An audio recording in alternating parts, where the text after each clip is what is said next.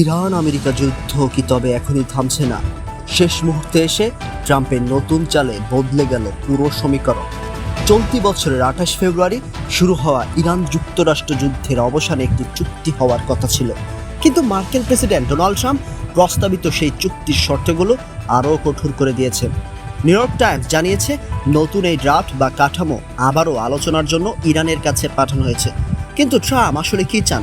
এক্সিওসের report অনুযায়ী Trump এমন কিছু বিষয় কঠোর করতে চান যা তিনি ব্যক্তিগতভাবে গুরুত্বপূর্ণ মনে করেন, যার মধ্যে সবচেয়ে বড় ইস্যু ইরানের পারমাণবিক উপকরণ কিভাবে নিয়ন্ত্রণ করা হবে।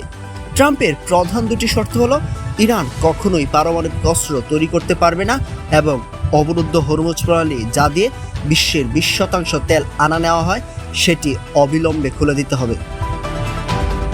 ট্রাম্পের এই সিদ্ধান্ত কি বিশ্বজুড়ে তেলের বাজারে আবারও অস্থিরতা তৈরি করবে?